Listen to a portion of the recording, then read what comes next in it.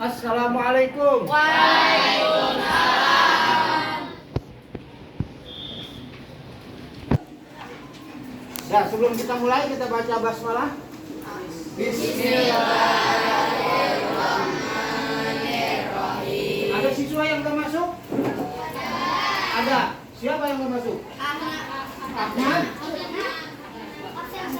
Absen nomor 1. Ahnaf Hanania. Kasih. Kemana sakit? Izin, Alfa? Izin. Izin. Yang lain masuk ya? Ya, alhamdulillah. Oke. Kita akan melanjutkan tentang strategi Nabi Muhammad ketika berdakwah di kota Madinah. Seperti minggu yang lalu bahwa Nabi Muhammad melaksanakan hijrah yang ketiga. Yang pertama mana? Taif. Yang kedua Habasyah. Yang ketiga Madinah. Berdasarkan perintah Allah Subhanahu wa taala, Rasulullah melaksanakan hijrah yang ketiga ke kota Madinah. Sebelum Rasulullah datang, Madinah namanya apa? Yasrib. Iya, Yasrib. Nah, ketika Rasulullah melaksanakan hijrah ke kota Madinah, ada 3 hal yang dilakukan oleh Rasulullah untuk berdakwah di kota Madinah. Yang pertama yaitu Rasulullah membuat masjid. Yang kedua, mempersaudarakan antara orang-orang Makkah yang hijrah dengan orang-orang Madinah sebagai tuan rumah. Dan yang ketiga, membuat piagam yang dikenal dengan piagam Madinah.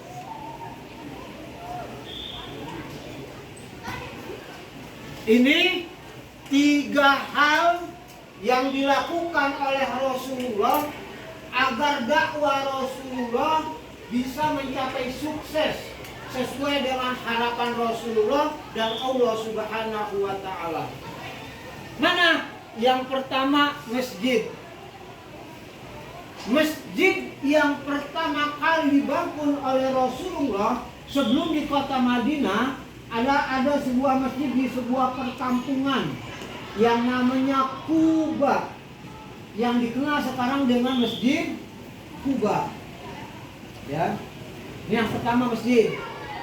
Masjid ini berada di pintu gerbang masuk kota Madinah yang jaraknya lebih kurang mencapai 2 km dari Masjid Nabawi yang ada sekarang ini.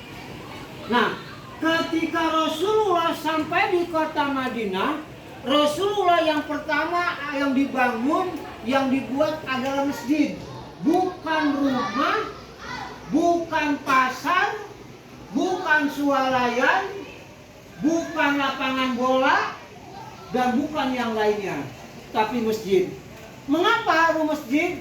Karena masjid ini nanti menjadi pusat center dakwah Rasulullah. Yang namanya masjid bukan hanya buat sholat seperti zaman sekarang. Masjid biasanya selain sholat digunakan buat apa?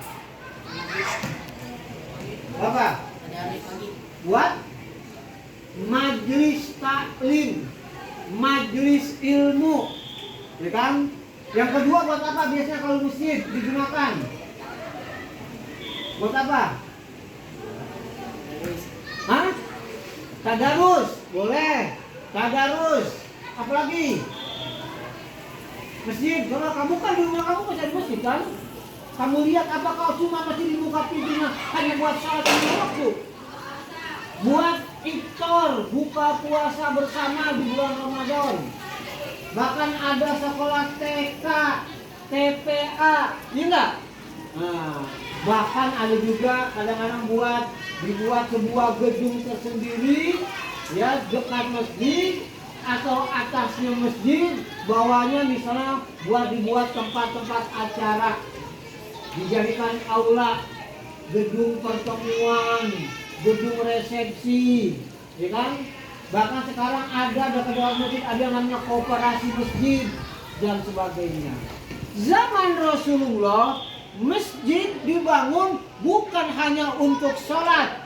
Di samping buat sholat, Rasulullah jadikan masjid tempat musyawarah, ya, tempat musyawarah kaum muslimin. Yang kedua tuh tempat musyawarah. Yang ketiga, pada zaman Rasulullah, masjid dijadikan tempat latihan berperang, ya, membuat strategi dalam berperang di zaman Rasul, ya.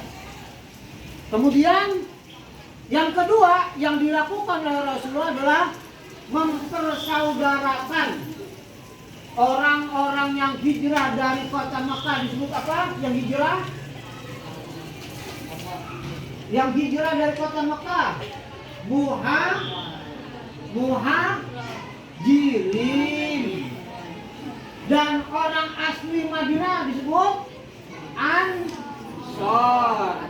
Dipersaudarakanlah orang-orang Mekah dan orang Madinah antara orang muhajirin dengan penduduk asli kota Madinah. Untuk apa? Rasulullah mempersaudarakan yang tadinya beda suku, yang tadinya beda agama, yang tadinya beda dari segi nasab keturunan, oleh Rasulullah dijadikan persaudaraan. Untuk apa? Agar Rasulullah berdakwanya lebih mudah, lebih gampang, lebih enak kalau sudah jadi saudara. Seperti kamu di dalam kelas, ini awalnya kamu yang dari SDN, yang dari SDI, yang dari Madrasah Ibtidaiyah, ya kan? Ada dari SLB? Enggak ada? Tidak ada, tidak ada SLB, di sini kamu sudah menjadi saudara, ya. Dengan orang tua kamu di sini adalah wali kelas dan bapak ibu guru yang mengajar di sini. Mulai dari jam 6 pagi sampai jam 3 sore kamu sini saudara, ya. Tidak lagi ada pembatas, semuanya sama-sama punya orang tua, bapak dan ibu guru kamu di sini, ya. Orang tua kamu di rumah, nanti kalau di rumah kamu dipersaudarakan. Duduk kadang-kadang berpindah antara teman yang satu dengan teman yang lain, kan gitu kan? Ya, kadang-kadang ada yang di depan, besoknya di belakang. Gitu kan, agar merasakan betapa nikmatnya persaudaraan kamu di kelas 7 satu. Dan yang terakhir, Rasulullah dalam rangka berdakwah ke kota Madinah agar terjadi kedamaian, ketentraman, keintiman, keharmonisan, Rasul membuat sebuah piagam Madinah, perjanjian. Kenapa?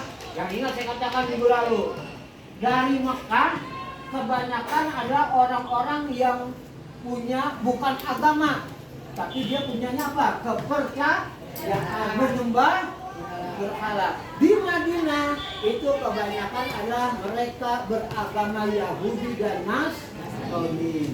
Maka Rasulullah membuat piagam, ya, piagam Madinah, membuat perjanjian agar di situ orang yang agama apapun silakan memeluk agamanya masing-masing. Yang kedua, mereka punya kepercayaan, punya agama, silakan menyembah agama dan percaya masing-masing. Ya, bahkan Rasulullah ketika itu menjadi kepalanya dari seluruh agama dan suku. Semua apapun yang terjadi di kota Madinah kembali kepada Rasulullah. Rasulullah menjadi tempat berpijak dan dijadikan sebagai tempat untuk meminta nasihat. Siapapun yang ada di kota Madinah, maka semuanya